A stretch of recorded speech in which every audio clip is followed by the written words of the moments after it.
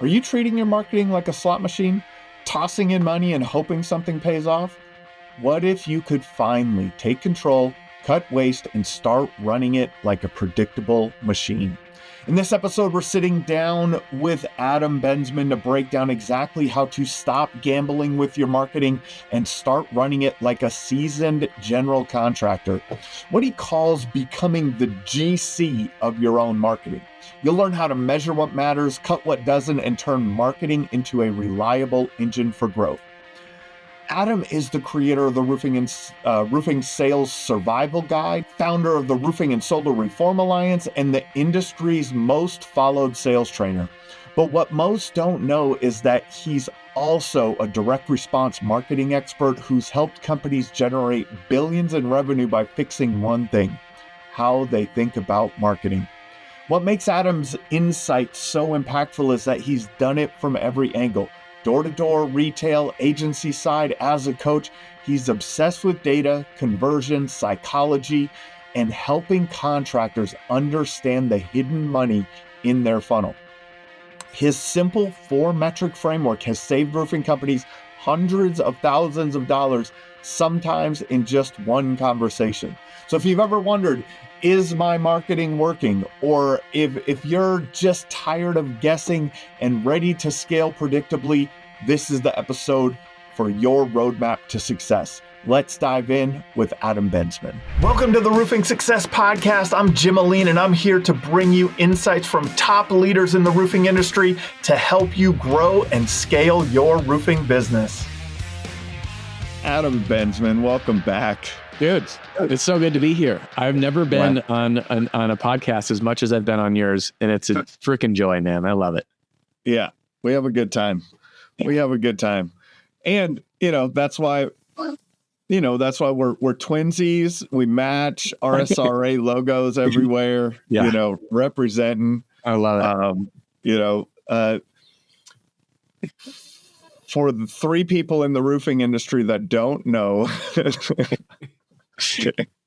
everyone that listens to this knows who Adam Bensman is. But I have run into some people recently who are not familiar with the RSRA. Yeah. Well, they will soon be. Should I do a quick intro for those that might not know me? Intro. I made a mistake once. I was speaking at a state contractor association years ago. And I just started going. And then I'm like 15 minutes in and I'm getting these looks. I'm like, does anyone need an intro, like who I am? And like the whole room raised their hand, except for like the dude that brought me in. So I'll never assume. If we are new to my world, welcome. If you're not, welcome back. My name is Adam Bensman. I host a YouTube channel called Adam Bensman, and it's the #1 most followed roofing sales training in the industry. I built a sales system and sales training system called the Roof Strategist Sales System. It was used in every single state in the US, Canada, Australia, by many thousands. It is now only available to members of RSRA. I'm the author of the best-selling book, The Roofing Sales Survival Guide, How to Beat the Odds, Overcome Yourself, and Win Big, and founder of the Roofing and Solar Reform Alliance, which is the most powerful, connected, and vulnerable community in the roofing industry. We're a community of roofers who don't like roofers. And what we do is we share our winning secrets to help each other dominate in today's fast-changing and unpredictable times. If you want to learn more, go to rsra.org/join. There's also a link in the description. And that should be a quick enough version for folks who are unfamiliar with the world that we're in. That's right. Part of the RSRA, one of the things that we've connected on is marketing. Mm-hmm. You actually have a very strong marketing background. Yeah. I think you're one of the better copywriters that I've ever met. Give you a little praise there. Appreciate that. People don't know that. They think of you from the sales perspective. Yeah. Right? They don't think of you from the marketing perspective as much. Because I'm a good marketer. Because you're a good marketer. That's right. Exactly. But most people don't know about my marketing background either, which is but yeah. Thank you for the kind words, by the way. Yeah. And so as something that kept coming up in the RSRA was the struggle that most of the people listening to listening here have, and that's, man, is my marketing working? Yeah. Did I hire the right agency or person to work within my business to manage my marketing? Is this effective? And that all bubbled up to the marketing control system. Yeah. And I love the way that when you first told me about it, you're like, I want to teach contractors how to be the GC of their own marketing. I was like, how good is that, man? Like, that's the perfect way for a contractor to look at it, right? I've told this story on the podcast a few times, but when I was doing a lot of residential rehabs in Denver back at the turn after the crash in 08, 09, all in that area, every job that I did a trade. So, or every house that I did a trade. So, like on one house, I'd do electrical work. On another house, I'd do some plumbing. On another one, I did drywall. I'll never do that again. I did some tile work. I did a lot of the work. And the reason that I did it was to know enough of what went into it so that I could effectively determine what bid I should choose when I was GCing my own rental rehabs. Yeah. And it really clicked with me that this is along the same lines. Like, hey, you got to know enough. You have to know enough to know what you're buying or paying someone for. You have to know if you're being effective or not. But you don't have to be an SEO or a Google Ads manager or a Facebook media buyer. You don't have to learn the trade of Facebook media buying, right? And so talk a little bit about where this came from and the foundation of it. Yeah, absolutely. So I want to talk about why I did it, and then I'll give the backstory. Most roofing companies, and I know that it's a broad generalization when I say most, that's just my experience. Most roofing companies are gambling with their marketing. And if I say, how much are you spending? Some people will know that. The next one is, where do your leads come from? They'll name a few sources. And who's in control of it? And then that's when people lose it. They're like, what do you mean in control? Things work or they don't work. I tried this agency. And there's a big mystery. There's a lot of marketing agencies out there that will promise the world. That is how we connected. I remember the first time you reached out, and in my head, I rolled my eyes, like, another one of these freaking marketers. And then you clearly knew what you were talking about, and you were probably the only, I think still to date, the only person I've ever responded to who's a marketer. And then we got to talking, like, dude, this guy knows his stuff. He actually knows what he's talking about. And that's when we really connected. But most agencies overpromise, underdeliver, or they're great at one thing, but they have to, I'll give you an example. They're really great at pay-per-click management, but they're terrible at everything else. Meaning they can't write a landing page to save their lives. Their ad copy is horrendous, but they're great at managing a campaign and optimizing to get leads. But they're like, oh, well, now we need someone to write the ad copy, and the roofer's not doing it. So let me go jump on Fiverr, hire someone who I can just have write copy, and they undervalue the necessary pieces. So what ends up happening is roofers get burned. They spend a bunch of money. The left hand doesn't know what the right hand is doing. This guy is in charge of my SEO who doesn't know what's going on with my landing pages. My landing page guy and whoever's building my website doesn't know what's going on with pay-per-click. My Facebook guy is on his own rogue journey. And now there's no cohesive system. So I wanted to solve for that, because what I see is what is truly magical about marketing is it is timeless. Marketing is just like sales in the fact that the fundamentals will not change, period, because humans don't, and we haven't for hundreds or thousands and many thousands of years. And what does change is the latest, greatest tool or practice. Like LSA didn't exist before LSA existed. Pay-per-click was a newer thing when it came to market, but it built upon the fundamental laws of marketing.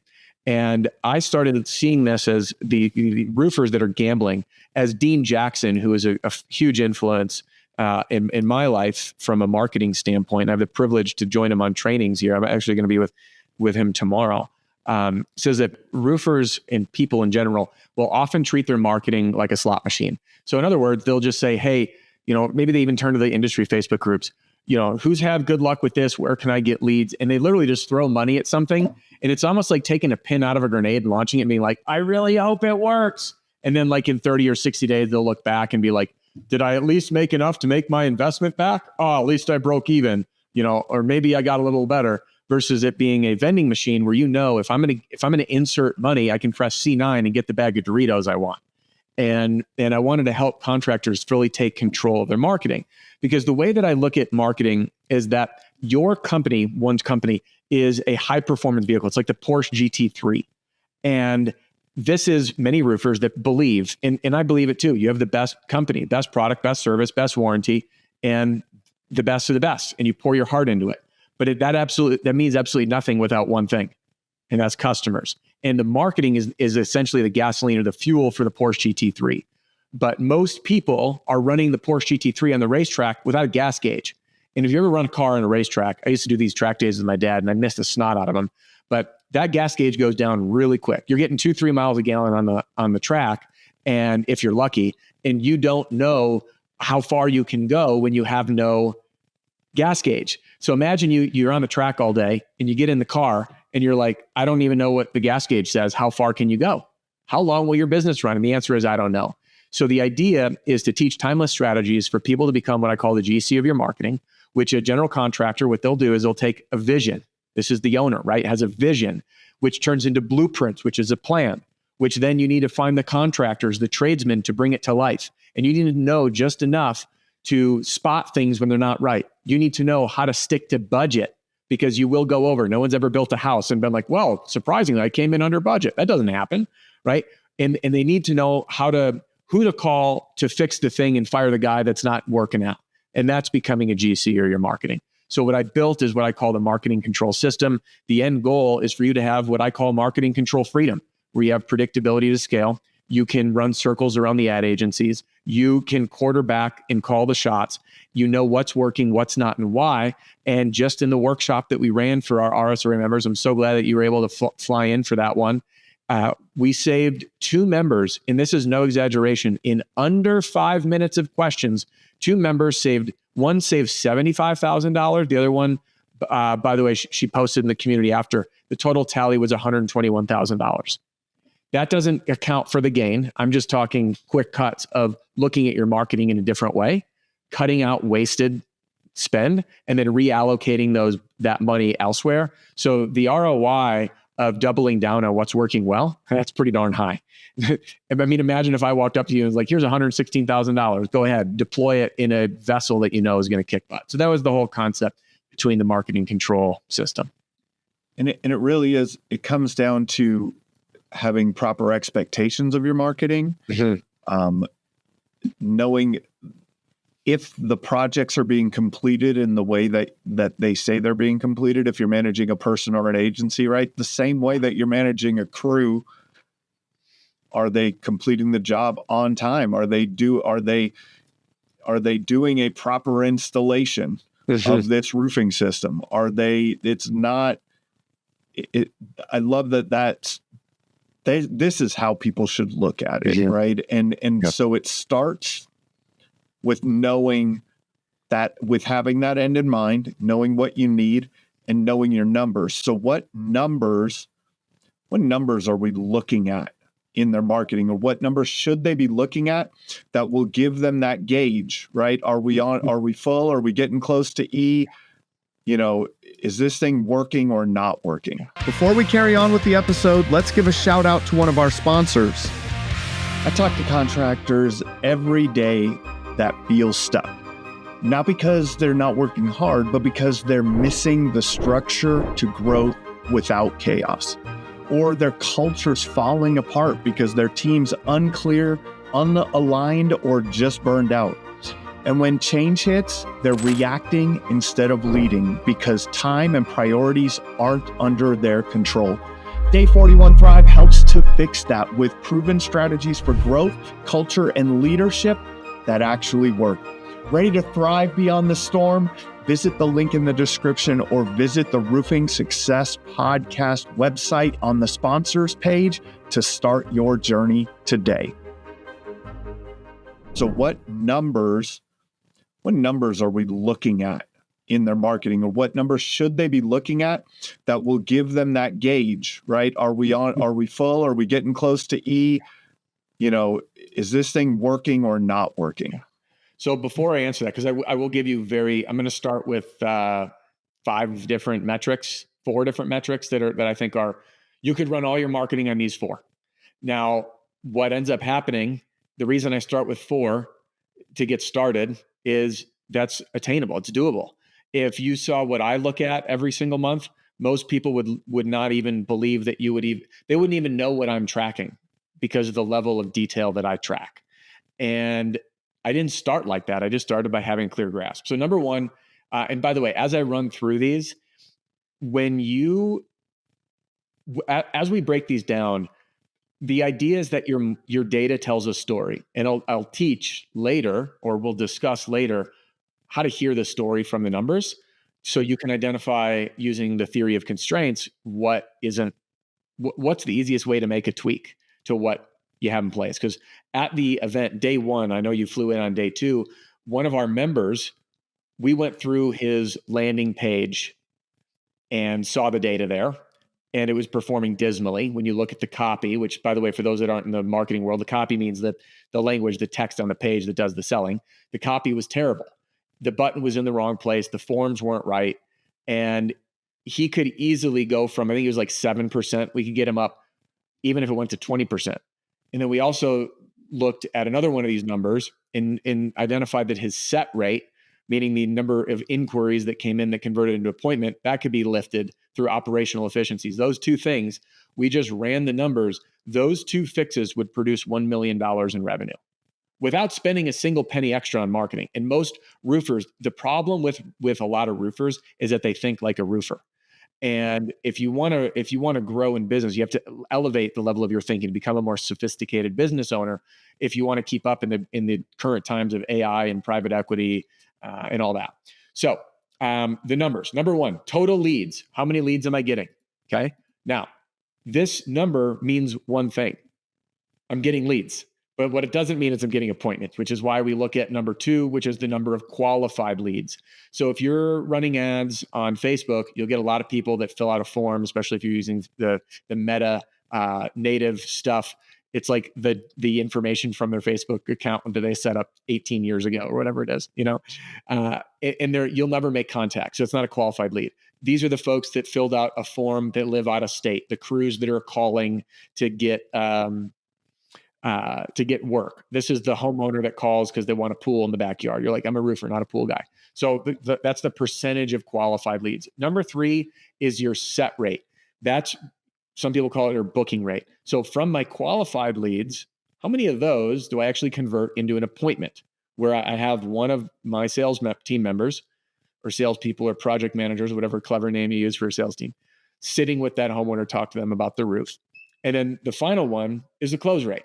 What percentage of those appointments do you close? And I know we just blended sales and marketing, but just from those numbers, you're able to move the needle really quickly. If I know that my qualified leads, if I'm only getting 60% of my leads are qualified, I now have a focal point, which is qualify my leads better. I want to increase the number of qualified leads. If you have no leads coming in your funnel, you need leads to begin with, because it's always easier to get too many leads before you qualify them. If you overqualify them, you get too few.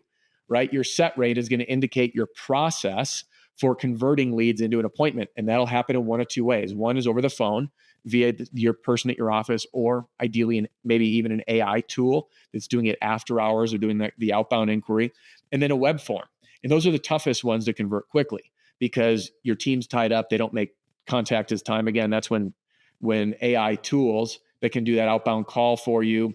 And again, what I call in-funnel conversion, using the dumbest, when I say the dumbest, I mean, it's like so overlooked. I presented the concept of a tripwire page at the workshop, that after someone fills out a form that says request an estimate or whatever, most people say, all right, great, thanks, we'll get in touch with you within 24 hours. Like, dude, put your calendar on there. Hey, fast track your service. Click here to pick a time. Fast track your service, call us now, text us now, talk to a pro. When I talked to Rufo, by the way, that language, talk to a pro, worked really well for them. So these numbers, again, total leads, qualified leads, set rate, close rate. Now, those are those four to start with. In terms of ad performance, there's two main things: how many people are clicking and how many people are converting on your landing page. Converting meaning they go to the page and they either call or fill out the form.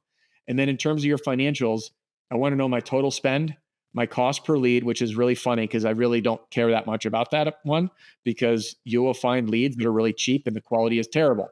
And you might need, for example, if you're running Facebook ads, you might get really cheap leads. You might get leads at $30 a piece, but you need 100 of them before you get a qualified one, versus the next, maybe it's your pay-per-click leads are the most expensive, but you're closing 1 in 3. And if they're $300 a piece, those leads are actually, it's a cheaper lead source. So I want to know my total spend, my cost per lead, my cost per appointment, how much it is I'm paying to sit someone in front of a customer, a potential customer, prospect, and then my customer acquisition cost. And the customer acquisition cost, this is where, depending on if you talk to a finance guy or a marketer, you're going to get two different ways to measure this. My answer is, who cares? Measure it both ways. When I look at it in this lens for marketing, I'm looking at my total marketing spend divided by the number of customers. And now I've got my customer acquisition cost. Again, the next question, my marketing spend, do I include my team or not? Both, yes. Look at it both ways. I look at it from a how much did I spend on ads to how many customers I got, which will tell a different story of the effectiveness of my ads and my marketing, my marketing investment. And then when I layer in my team, that tells me the financial health of my company and if the overhead makes sense. So they're going to tell different stories. But those are the main metrics. If you just get clear on just those, you will have a new eye on your marketing that you've never had before. Yeah, and I see people measuring two of those four. They measure their sales closing rate, and they measure the number of leads, essentially, right? And they're just like, oh, well, we got this many leads, and then we got this many. But you're missing out on key points, key places, key levers to be able to pull. Mm-hmm. Like there's big levers. There's a lot of leverage in that appointment set. There's a lot of leverage along the way. That sit rate, there's a lot of leverage there that you can go, oh, and when you get to, that's where you're squeezing the juice out of you're not leaving money on the table. And that's the problem. We saw it time and time again, from the marketing side. We did the math. It was 40% of leads went unanswered. It's a great way to light money on fire. 40%. Like you're talking about almost half of the lead flow that came in. It was just wasted. Yeah. You gave it away. And so knowing the effectiveness of everything along the way gives you those very clear levers to pull for sure. Jim, when we did a 2-day workshop in Arizona. We were at Cody's office with 3 members. Cody's office, yep. We had a member of ours share that he was spending $600,000 a year on ads, and then said that 75% of his leads came in after hours or over the weekend when there was no staff working. $600,000. Yeah. 75% of those leads didn't come until the next day. So $400,000 worth of leads got touched, whatever. Like it's insane. Like it's crazy. Yeah. Yeah. It's a great way to light money on fire. Yeah. Yeah. We don't want to light money on fire. No. What is another way that they can keep their money in their pocket and not light it on fire? I would probably jump ahead to what I call your marketing control comms, and that's your core messaging. And I think that before I get into what core messaging means, it means like, what's the story? What's your story? Why does someone want to use your roofing company as opposed to the other? I think in Dallas, I think they say there's 12,000 roofing companies in DFW area. 12,000. And in most roofers believe that they're competing with roofers, which cracks me up. And if you learn marketing, your job is to own your what I call your sliver of the market, which is your little category. And there's a lot of categories of roofing. There's affordability, there's service, speed, insurance, ride claims, people who don't know they have damage, partial payments, virtual sales, sales over the phone, metal roofing, repairs, rejuvenation, tile, stone coated steel, solar roofs. All these are little tiny slivers. And if you have a, if your like sweet spot is, hey, people choose me because I'm killing it with financing, I'm leading with financing offers, affordability is my hook. Bingo. We've got other members that are killing it on repairs because most people don't want to market to repairs, but the lead costs are 300% cheaper on repairs, and they're converting half of them into replacements, and they still have a repair division. So that's a sliver, right? There's other folks that are like, man, I'm fantastic on the claim side, dealing with challenging claims. That's really my bread and butter. So all these are your sliver of your market. So what I ask folks is like, what category do you own? What is your sweet spot? And then what makes your company, service, or product special or unique? Some folks are like, we are exceptional at communication. We have text updates throughout the process. And what offer or promotion will entice someone to contact you? If you're in the retail space, putting together this incredible value stack, like get a free roof assessment or a report or a free lifespan assessment. Maybe it's free virtual appointments. Hey, we're going to give away free upgrades, synthetic underlayment, designer shingle, high profile ridge cap, and 0% same as cash financing for 12 months, or affordable financing options, or zero down, zero payments for 6 months. Like whatever it is, you can combine all this to have this really enticing offer versus like get a free estimate. Because most roofers, when you Google it, and I'm going to call out a whole bunch of people now, and I love you, by the way. I love you enough for you not to like me for a minute. But if you go look at your website, my guess is the marketing agency for about half of you listening, your website says number one or best roofer in your city and state. And then it says something like best service, best quality, best whatever. And then get a free estimate or schedule a free estimate. And that's your offer. But if I don't know, I'm going to get too down the rabbit hole. So that's owning your and then identifying the desires, identity, and beliefs of your prospect. And I just did, in fact, I don't know when this will air and when this video will air, but I just filmed yesterday a video. Jim, I analyzed 1,642 Google reviews by companies rated 4.7 star or better, and I was able to extract the top 10 words used to describe the emotional experience in the home. And guess what's not on the list anywhere? Product. Not one mention anywhere of product.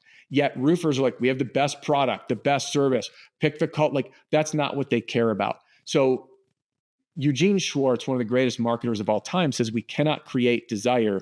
All we can do is exploit existing desire.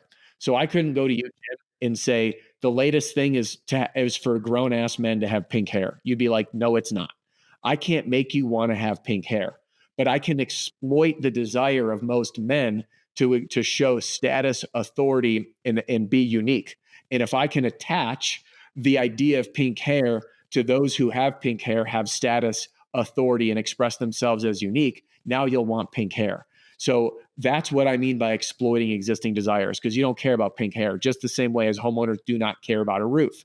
So what I want to ask you, the listener, the viewer, what tuning in is, what is it that your customers want? And the answers are in your reviews. Go to ChatGPT, pull up your review link, copy it, put it in there, and say, identify the most common words and phrases used in these reviews to describe the experience. And then ask a follow-up question. Give me another list of the top 10 words to describe the emotional experience of the review writer. And you will immediately know what people want because it's what they talk about. And now you have the language to write beautiful landing page copy and beautiful ad copy where the homeowner feels like they were hand selected to serve just every wish that they ever had. And that would be the best way to stop losing money is get your messaging dialed because your conversion is going to increase a ton. And the best part is the front end of your marketing when that conversion happens on that messaging is going to lead to a better customer experience because you're bringing them in on a story that your team can fulfill on. And then it's magic. And those are the customers that invite you over for dinner and tell their friends. Yeah. And that's the whole thing. Marketing is very simple. It's the who, the what, and the how. You've kind of talked about things don't change. The who doesn't change. Mm-hmm. The what is your message to them that you just talked about, tying into their current things that they desire. Yeah. It's just how you get that message in front of them that has changed over time. Yeah. Whether it was from a newspaper to a yellow page to a right, like it that's the only thing, to Facebook ads, whatever it is. That's the only thing that has changed. Yeah. One of the things that I really enjoy about the marketing control system, and something that you put into perspective, I think, for a lot of contractors, is understanding themselves. Mm-hmm. Like, we struggled with this time after time when a door-to-door storm restoration company, the owner decided that they wanted digital marketing. Uh-huh. And they would come to us and they would hire us and we would start working, and things would not work out the way that they had hoped. Yeah. And I would have to have conversations with them about, well, does Joe want to leave the neighborhood that he's working to drive 45 minutes across town to work that Facebook lead? Right. Like, is this really going, like, is your team in alignment with the way that you're marketing? Mm-hmm. And so talk to that a little bit. I know you're enjoying the episode, but let's give a shout out to another one of our sponsors. As a roofing marketing agency owner and coach, I've seen it all. Great marketing wasted because no one follows up fast enough. That's why I built Power Up Agents, not just a receptionist. Our AI handles the entire customer journey, from answering the first call to booking the job to post-job surveys and reviews. 24/7, inbound, outbound, even multilingual. If you want leads followed up instantly and customers nurtured automatically, visit the link in the description or visit the sponsors page on the Roofing Success Podcast website. Your full AI team is ready. Right. Like, is this really going, like, is your team in alignment with the way that you're marketing? Mm-hmm. And so talk to that a little bit. Yeah.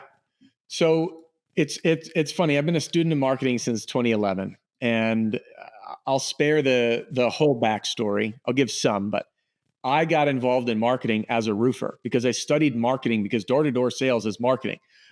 Knocking doors is marketing. Generating leads is marketing. That's not selling. The selling happens once you're having a conversation to close the sale. But getting them to open the door and allow you on the roof, that's marketing. And then I started working with our agency, writing the copy, because the copy they provided was terrible.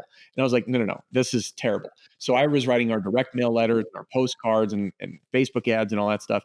And then I took a little break from roofing, and I worked as a direct response copywriter and sales consultant for some big names, people that many folks would know. Authors. I worked for one of Oprah's top 50 most influential women, one of the fastest growing fintech companies.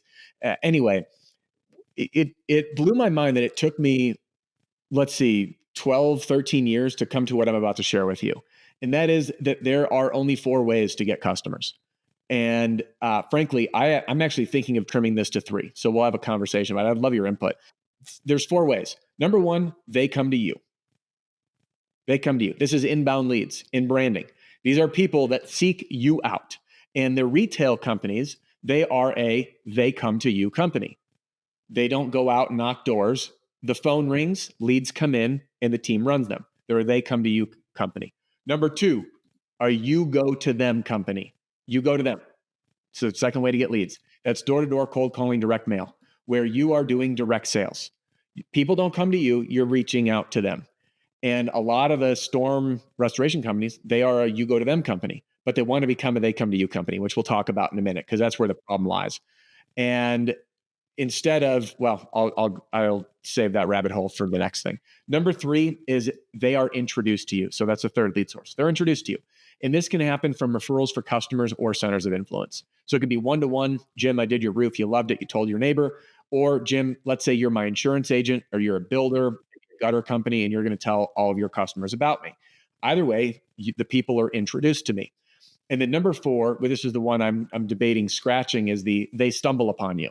And that's what I'll call social media in content, because I do think that there's a gray area on Facebook ads. If no one's ever heard of you in the world and they just see you in a news feed, they stumbled upon you. But at the end of the day, they also came to you.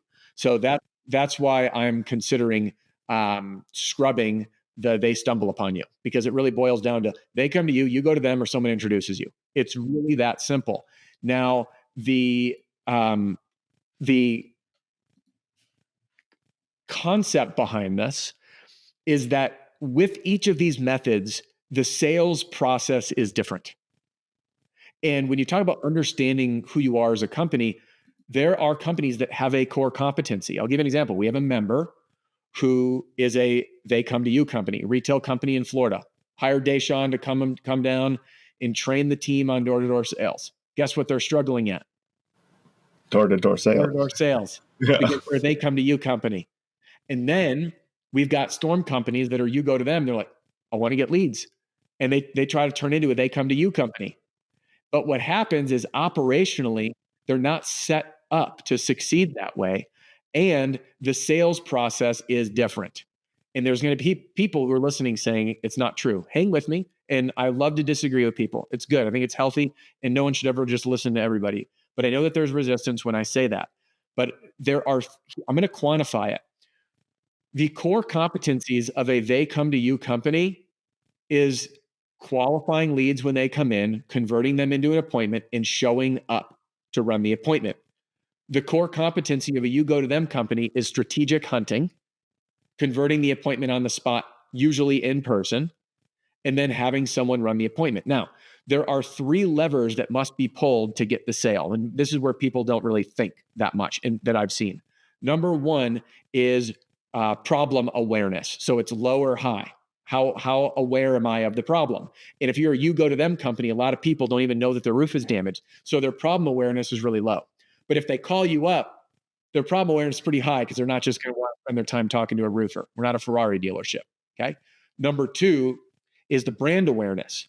And if you show up at their house and they've never heard of you, which is why a lot of the storm companies that travel, or like there are 2 companies I've worked with, both of which are north of 50 million a year. And they spend almost $0 on marketing. Almost 0. Because they're that you go to them company. They'll take over a neighborhood with no brand recognition. And then the final one is the need. Is the need high or is the need low? And again, let's just break this down. If you're a they come to you company and I'm getting inbound leads, the homeowners are very aware of the problem. There's high problem awareness. There's generally high brand awareness because they sought you out. The exception is those leads that come in via lead aggregators that aren't, exclusive.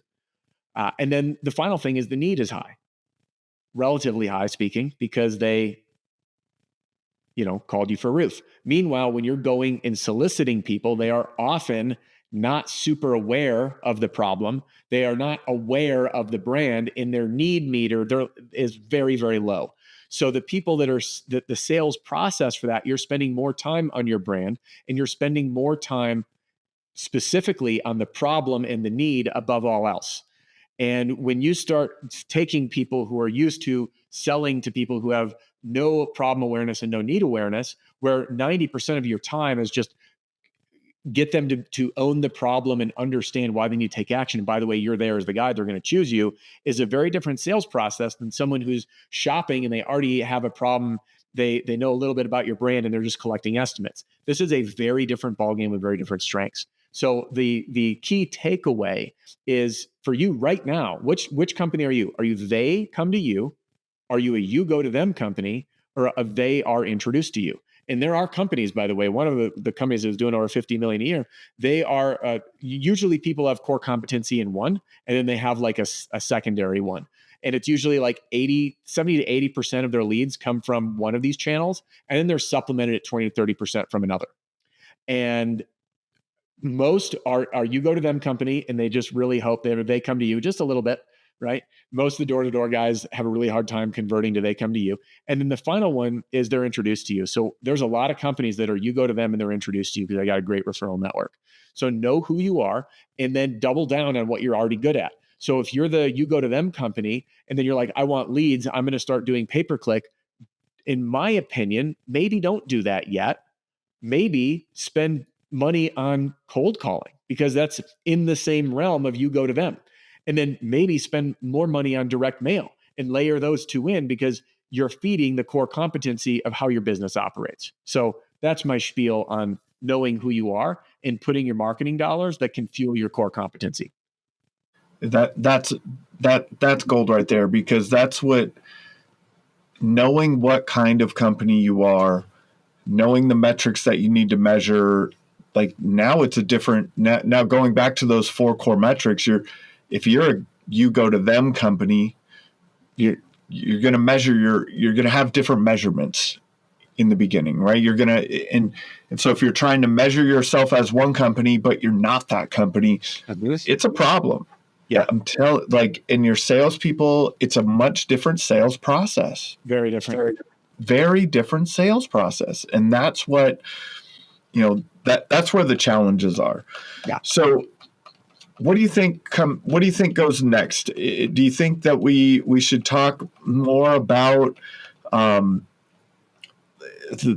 type of messaging around that they should have? Do you think, let's save some people money. All right. I think with what we're about to go through, this could be the single highest paying podcast or video watched. And I'm going to ask 4 questions. And I believe if you're watching, you're listening, take these to heart, because these are the exact 4 questions that we went through at the workshop. Saved 2 members. One that actually turned out to be, it was 75,000 at the workshop. I think it turned into 100 after. The other one started at 21,000 after the workshop, went up to 121,000. So stop bleeding money, start printing money. What I want you to do is just think through all your lead sources. And let's just start with one. Let's say, well, you pick it. Pick one lead source where you're spending money to get leads. Now, there's 4 questions to ask. Number 1, is it trackable? Yes or no? Is it trackable? Now, I'm going to give an example on one that might not be. We had a conversation occur where a member had been offered this beautiful opportunity from a weather app. And this local weather channel was like, hey, people turn here to check the weather and we're going to get a display ad up for you and it's X dollars a month. And after I applied the law of attrition and we took a look at what that could actually produce from a guesstimate standpoint, it was dismal. But are those leads trackable? Yes or no? In that case, I'd say no. Next question. Does it generate quality leads? Does it generate quality leads? And for many people that are doing ads on Facebook, they're not. And by the way, hold on. Many people, I remember this at the event. They're like, all right, it doesn't kill it. No. That's like hang tight, because there's a way we can fix before we kill. That's like if you hire someone to go knock doors, they knock 10 doors and tell you door knocking doesn't work. Okay, great. Tell me about the hundreds of millions of dollars. At this point, literally probably near $1 billion of sales of companies I've worked with. Doesn't mean I'm responsible for them. I want to be really clear on that. I'm not taking credit for their work. My point is, I work with a lot of companies that are doing door-to-door sales, and over the last, almost 15 years, I think it's fair to say the companies I work with have produced well over $1 billion over the last 10 years. That'd be an estimate. So does it generate quality leads? Yes or no? I know you're enjoying the episode, but let's give a shout out to another one of our sponsors. Stop going at it alone, because growing a roofing company today is not what it was like even 3 years ago. Not with the economy, not with private equity, not with AI taking over the world, and let's not forget insurance rewriting the rules. Join the community of roofers who don't really like roofers. We share our winning secrets to help each other dominate in today's fast-changing and unpredictable times. Click the link in the description to apply to join. I work with a lot of companies that are doing door-to-door sales, and over the last, almost 15 years, I think it's fair to say the companies I work with have produced well over $1 billion over the last 10 years. That'd be an estimate. So does it generate quality leads? Yes or no? Okay. Next one. Are customer acquisition costs acceptable? Now, for those that don't know, your customer acquisition cost, this can be measured in a couple of ways. I'm going to give you the simplest one. Take how much you spent on that ad source divided by the number of customers you get. So if you're doing a weather app display ad and it's $3,000 a month, is it trackable? No. Does it generate quality leads? I have no idea. So I'm going to err to no. Are customer acquisition costs acceptable? Oh, I might have gotten one. So my question is it acceptable for your company and profitable for you to spend $3,000 to get one customer? Yes or no? If the answer is yes, keep it. If it's no, goes on the chopping block. And then the final one, is it consistent and predictable? So let's run through the list. Is it trackable? Does it generate quality leads? Are your customer acquisition costs acceptable? And is it consistent and predictable? And if the answer to consistent and predictable is a no, these are the things that you want to likely either cut or try to fix and then cut. And by doing this, we ended up, I'll give you an example of the types of leads that were cut. Radio advertising, cut. TV advertising, cut. Billboard advertising, chopping block. A lot of sponsorship stuff, like the stuff that tugs on your heartstrings, like the kids. And by the way, there's certain things you should do because you just love to do it. I do a lot with charity. I don't do it for sponsorship. So that's different. I'm not investing in it in hopes of getting business. In fact, the people we support asked to put our logo up. I said, I don't care. I'm not doing it for recognition. I'm doing this because I believe in you. But like the banners at like the kids' ball games and stuff, that stuff gets cut. Display advertising often got cut. And again, I'm hearing people, well, what about branding? And I just want to push back on this branding idea for a little bit because there's a tremendous amount of talk about branding, but you need to be mindful of where your money goes. And what do I mean by that? For a company that's doing $3 to $5 million a year, and if you're spending 5% of your revenue on leads, on ads, you don't have the world's largest budget to spend on branding. One of our members just spent $80,000 on a rebrand. And we will know if his organic costs and lead costs go down. If they don't, that was a really great way for him to feel like he's cool. And by the way, his stuff is cool. He's a really good friend of mine, and I have I wear his shirts. He's given me shirts. The branding is awesome. But my point is, the next company that's doing $55 million a year, for them to dedicate $100,000 towards branding, that can get lost, and that can get lost. It's like, that's nothing. So branding takes a lot of money and a lot of time, and there's a big lag. So if you're sub $10 million a year, if it's me, I'm spending money on now money and slowly building up my brand, because brand is through reputation above all else. And then I'll start wrapping the trucks and doing that stuff. But if you have a limited budget, if you got $3,000, $4,000, $5,000, $10,000 a month to spend, I can tell you branding, if I'm taking $5,000 of that out, I'd rather put $10,000 into marketing, because I'm going to grow a lot more than spending the extra, cutting my budget in half on from my leads. So that's just my 2 cents on branding, and people may not agree with it, but I built one of the largest brands in the roofing space, and guess how much money I've spent on branding? 0. Yeah. This is the most expensive thing for my brand, is the sign. Jim, you had to tell me to get swag for us. I shipped you that sweatshirt because you asked me to, and I'm grateful I did. Like, so my point is, like, your brand is based on your experience. So that right there, my guess is folks tuning in, identified, if you run those through each lead source, you will locate money that you can cut. And now I want you to tally up the total savings, so you can write Jim a thank you card and say, hey, Jim, your podcast and the education I got from this just saved me $20, $30, $40, $50, $100,000 because I paid attention and took notes. And then you can figure out where you want to reinvest that money. Hell, you could just keep it. Maybe it's profit. Maybe you just want to go on vacation. Cool. You could reinvest it by just looking at all the lead sources that check the yes, that it's trackable, generates quality leads, acceptable cost, and it's consistent and predictable. And then you just double down. And then you just miraculously poured $100,000 back to put fuel on the fire of what's working. Magic. True magic.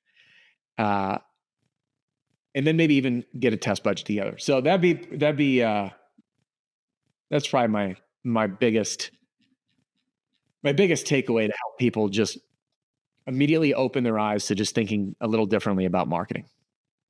So one other thing, I want to add a couple of things to that. So first of all, trackable is like my favorite way of tracking is forms and phone call, like call tracking numbers. Call tracking numbers 100%. That's like, so you know which phone number they called, where that came from. You know what form they filled out. That form exists on a specific landing page or on your website or wherever that is. So you're getting that attribution.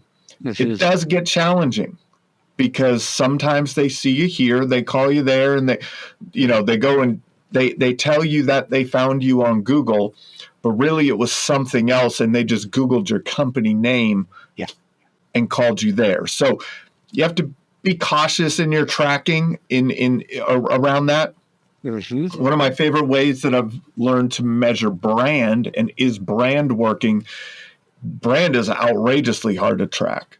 But branded searches in your Google Search Console is a way to, it's a metric that you can measure against. The more people that type your name in specifically into Google, I feel like that's a good measurement of brand. So from a tracking perspective, if you're, you can kind of see, you could see that that's an actual number. So those are some tips for people there. One of the things that I've been talking about that kind of comes down around this too is is the acquisition cost acceptable? I really believe that there is no definitive customer acquisition cost number, and that it really falls within a range. Yeah. And it will fluctuate seasonally too. And it'll fluctuate, and there's so many variables, and it'll be different per channel, per marketing channel. There's so many variables. But I think that's where I've had this conversation with a lot of people recently where I'm like, do you know what your optimal customer acquisition cost range is? If you don't, you're not ready to market. Yeah. Right? Like, you're just not ready. You don't know where the goal line is. It is. And if you don't know where the goal line, that's the goal line. Customer acquisition cost to me is the goal line. Like that, now you have a lead cost is variable, appointment set rates are, sales closing rates from this rep to that rep. But that customer acquisition cost coming through really hits your net profit.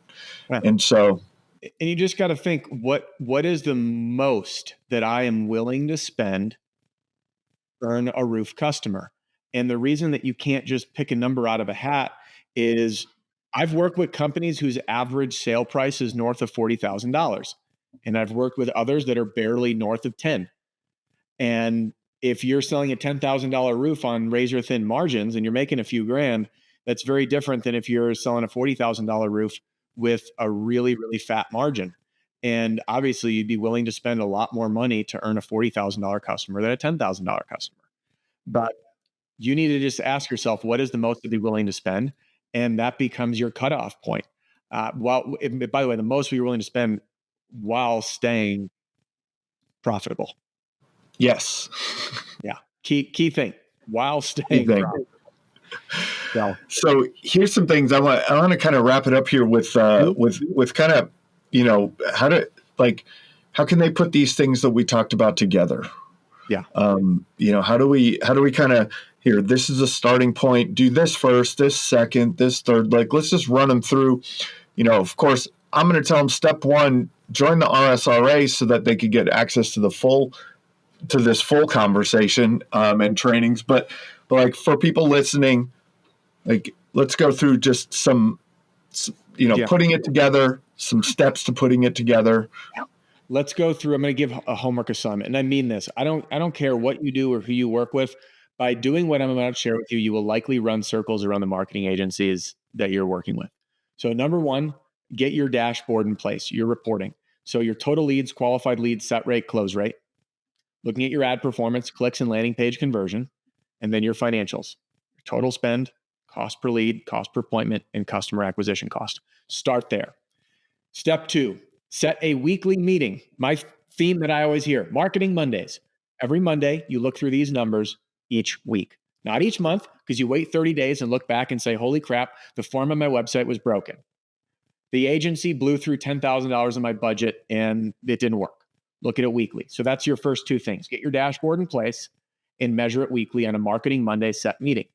Okay. Number 3, secret shopper your own company. Secret shopper your own company. Go to your website, fill out the form, call your company, go through the process, fill out a web form through the landing page, and all the places you're paying money for ads, go through it as a customer. Don't rely on your agency saying they did a good job and they tested it. Look at it. So that's number 3. And then number 4, rewind this episode and listen to what we talked about with nailing down your sliver of the market in the messaging for your company. And then once you have that in mind, once you're secret shopping your company, you'll be like, oh man, Adam's right. My agency said that we're the best roofer in all of Atlanta. And so does every other competitor. So there's 126 companies that are rated number 1 in Atlanta. It cracks me up. You can do this anywhere. I pulled out, number 1 roofer here. There's a lot of number 1 roofers, self-proclaimed. And most marketing is all about me shouting from the rooftops, but powerful marketing is telling your customer story. It's talking to them and giving them what they want. So if you can do just that, you will immediately highlight, whatever's right for you is wrong for the next person and vice versa. Take these concepts, apply them, and it's magic. You're going to start to see your marketing with a different light. Like, oh, wait a minute. I don't have enough qualified leads. I got to fix that. Wait a minute. My messaging is not great. I got to fix that. Wait a minute. My office is not really handling these phone calls and inbound leads very good. I got to fix that. So start there. And I promise you, with every single penny in my name, that by doing that, you will notice a statistically significant difference in your marketing by applying these concepts. That's awesome, man. Thanks for your time today. This has been another episode of the Roofing Success Podcast.